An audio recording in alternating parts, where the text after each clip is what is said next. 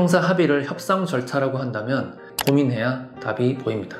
이 경우에는 합의금에 대한 제안을 하는 것보다는 것이 낫습니다. 이렇게 생각하는 건 합의에 아무런 도움이 되지 않습니다. 합의 비법이 있다면 해야 하는 것을 하는 것.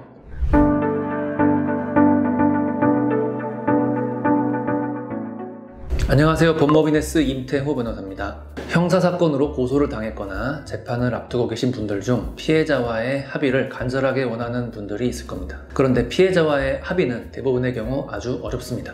합의하기 위해서는 어떻게 해야 하는가에 대해 설명드리겠습니다. 먼저 형사 합의의 뜻부터 명확히 이해해야 합니다. 피해자로부터 용서를 받았다, 피해 회복이 되었다라는 의미입니다. 이 점을 정확히 아셔야 됩니다. 내가 검사 또는 판사에게 제출할 합의서가 필요하니 그 합의서를 변호사가 받아주는 거다 라고 생각하시면 안 되고, 내가 피해자에게 사과를 하고 금전으로 보상하고 피해자로부터 용서받는 것이 합의라는 것을 알고 계셔야 합니다. 합의의 단계는 두 가지입니다. 첫째는 피해자가 합의하려는 마음이 드는 것, 둘째는 적정한 금액을 보상하는 것. 피해자가 절대 가해자의 연락을 받지 않겠다, 합의 얘기는 꺼내지도 말라는 입장이라면 피해자가 아직 합의하려는 마음이 없는 것입니다. 이 경우에는 합의금에 대한 제안을 하는 것보다는 피해자의 마음을 위로하는 것이 낫습니다. 피해자가 협상 절차에 아직 나오지 않은 것이죠. 피해자가 가해자가 어떤 제안을 하는지 들어는 보겠다라는 입장이라면 피해자는 협상 절차로 나온 것입니다. 적정한 합의금을 제안할 수 있습니다. 합의는 내가 필요하니까 받는 것이 아니라 피해자로부터 용서받고 보상을 해야 비로소 받을 수 있는 것이라는 점을 계속 인식해야 됩니다.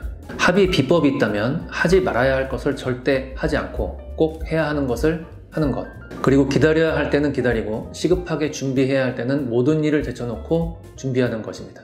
형사 합의를 협상 절차라고 한다면 협상 상대방을 보고 그 상대방이 원하는 것, 그 상대방이 원하지 않는 것에 대해 고민해야 답이 보입니다. 내가 합의를 하고 싶다, 내가 합의서를 받고 싶다, 내가 이 금액에 하고 싶다, 내 형편이 너무 어렵다, 이제 곧 검찰 처분이 나오거나 판결 선고가 있어서 내가 너무 급하다, 내가 빨리 받고 싶다, 나 그렇게까지 나쁜 사람은 아니다, 내가 한 행동이 그렇게까지 나쁜 행동은 아니었다 라고 말하거나 이렇게 생각하는 건 합의에 아무런 도움이 되지 않습니다. 오히려 합의에 방해가 되는 것입니다.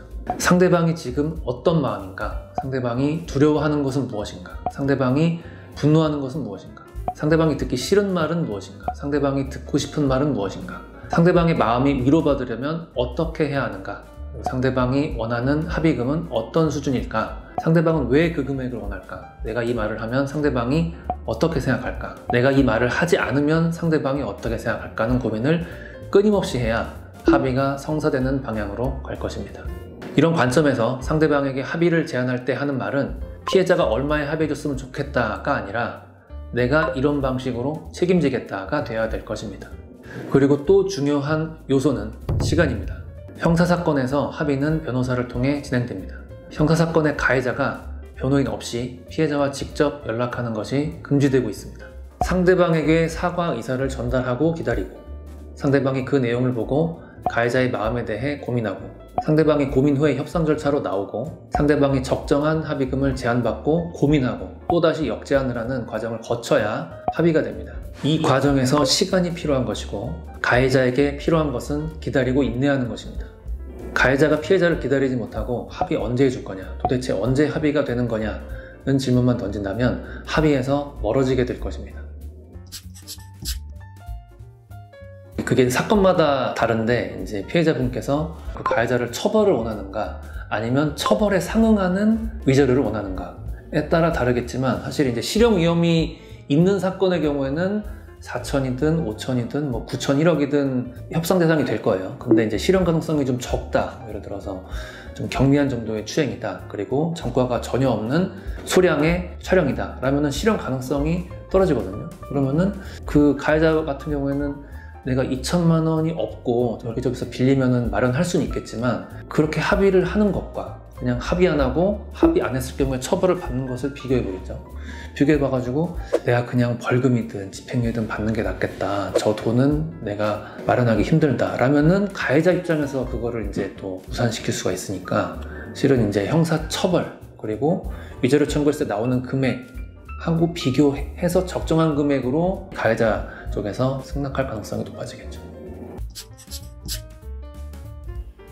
수사 절차에서 혼자 수사 절차를 진행하시는 분들도 꽤 있어요. 그리고 이제 나는 자백한다, 합의하고 싶다 해가지고 수사관한테 합의를 위해서 상대방 연락처를 달라 라고 할 경우에는 수사관이 한번 물어는 보겠습니다 라고 하지만 이제 바로 그 단계에서 연락처를 알려드릴 수 없습니다 라고 할 수도 있고, 그거는 왜냐면 피해자 또는 피해자 국선이 당사자는 직접 대화하지 않겠다라는 경우도 상당히 많거든요. 일단 피해자는 가해자하고 직접 연락하려고 하질 않고, 피해자 국선도 당사자하고 하려고 하질 잘 않아요. 왜냐면은 변호사들끼리는 합의를 할 때 이렇게 절차가 진행된다는 걸 알고 있지만, 가해자 당사자는 합의 절차를 모르니까 떼쓰거든. 계속 그냥 언제 돼요? 언제 되는 거예요? 해준대요? 그러니까 국선도 합의에 대해서 이렇게 의무나 어떤 책임감이 꼭 없을 수 있거든요. 피해자는 그냥 되면 해주시고 아니면 웬간하면은 하지 말아주세요, 그렇게 말했을 가능성이 높고, 그럼 국선은 저런 사람하고는 다시 연락하지 않겠다라고 하는 순간 합의는 물거품이 될 수 있고, 그래서 수사 단계에서 합의를 전혀 못하고 그렇게 되는 경우가 사실 훨씬 높죠. 변호사 없이 진행하시면은 그분들 중 한 10%도 합의가 안 될 거예요. 합의 절차 자체를 모르니까. 그리고 피해자 중에서는 국선 선정을 안 한 경우들도 꽤 있거든요. 그런 경우에는 아예 이제 그 가해자고 피해자가 직접 연락을 할 방법이 없어져요. 그러니까 절차적으로 불가능해서 못할 수도 있고, 합의를 할 때는 변호사가 좀 필수적인 부분이 있는 것 같아요. 재산범죄의 경우에는 또 그렇진 않아.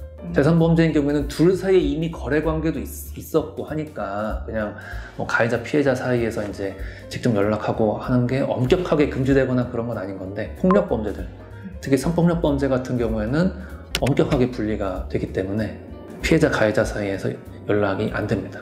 연락이 안 되면 합의할 수가 없는 거죠. 그런데 또 뭐 이런 경우도 있어. 그렇게 합의를 못한 상태로 변호사도 없이 있다가 재판에 갔어. 재판은 그냥 변호사가 거의 필수예요. 변호인이 없으면은 국선 변호사라도 선정을 해가지고 가야 돼. 그러면 이제 피해자 쪽에서 하는 말은, 아니 수사 과정에서 단 한 차례의 사과 표시도 없었다라고 이제 엄벌탄원을 하는 경우들이 꽤 있어요. 근데 이제 가해자 입장에서는 억울할 수 있죠. 하고 싶었는데 연락을 하면 안 된다 그래서 못한 거다. 근데 그거는 온전히 그냥 가해자 책임인 거죠. 본인이 변호사를 선임해서 사과의사 표시를 전달을 했어야지. 피해자랑 연락을 하지 말라 그러니까 못하는구나 하고 가만히 있었으면 그 책임, 수사 단계에서 뭐 사과의사 표시를 안 하고 그런 그 피해자의 마음을 위로하는 말을 못한 책임은 그냥 가해자한테 있는 거니까는, 법제도가 그래서 난 못한 거다 이런 말은 그래서 통하지 않겠죠. 돈 없다 배째를 하는 경우들도 간혹 있을 거예요. 근데 그것이 수사 기록이나 재판 과정에서 드러난다면, 예를 들어서 피해자 쪽에서는 그래도 네가 이렇게 보상을 한다면 이렇게 할 생각이 있다라는 게 나왔는데, 가해자 쪽에서 돈 없습니다, 그거 돈이 너무 많이 달라고 하는 거 아닙니까? 그게 수사 과정이나 재판 기록에 드러난다면 아주 안 좋은 양형이 될 수 있겠죠. 피해자가 있는 사건은 합의를 하건 어떻게 하건 피해 회복 또는 피해 회복을 위한 노력이라도 해야 되는 건데, 내가 감당할 수 없으니까 안 하겠다라는 거는 정반대되는 양형이잖아요. 그러니까 그런 경우에는 더 가중된 처벌을 받을 수 있겠죠. 보통 이제 강간 또는 뭐 마청대 작가 같은 그냥 실형 위험이 있는 사건들의 합의금은 좀 높은 편이에요. 근데 뭐 기본적으로 한 1,000, 2,000만 넘는다고 해도 일반 사람이 통장에 그 돈을 들고 있는 경우는 별로 없거든요. 어떻게든 빌려서 마련해야 돼. 근데 그게 3, 4천이 넘어간다. 빌리는 걸로도 이게 해결이 잘 안 되고, 돈을 빌리는 기간도 필요하고, 그리고 돈을 버는 기간도 필요하기 때문에 언제까지 어떻게 갚겠다라는 내용의 합의도 가능하죠. 가능하긴 한데 피해자가 그렇게 허락을 해줄 경우에만 가능한 거고, 통상적으로는 뭐 한 3, 4개월 동안 갚겠다라고 하면은 네가 돈을 다 낼 수 있는 그 지점, 그 시점에서 합의하자. 그 시점이 판결 선고 후라면은 그냥 너의 불이익인 거고, 어쨌든 돈을 다 받아야지만 합의가 가능하다, 이런 경우도 꽤 있고. 그런 경우에는 사실 또 합의서를 쓰고 처벌불원서를 낸 다음에 상대방 뭐 가해자 쪽에서 합의금을 다 안 낸다 라면 다시 처벌불원을 또 할 수도 있어요. 이런 이유로 합의를 했는데 얘가 성실하게 그 약속을 지키지 않는다, 판사님 혼내주세요. 그러면은 아무래도 불이익이 좀 있을 수 있겠죠. 오늘은 합의에 대해 대략적인 내용을 설명드렸습니다. 혹시 이 내용을 보시고 현재 합의가 진행 중인 사건이 있으신 분들은 그 내용을 보내주시면 제가 약간의 조언을 드릴 수 있는 부분을 해드리겠습니다. 이 영상이 도움이 되셨다면 좋아요, 구독 부탁드리겠습니다. 감사합니다.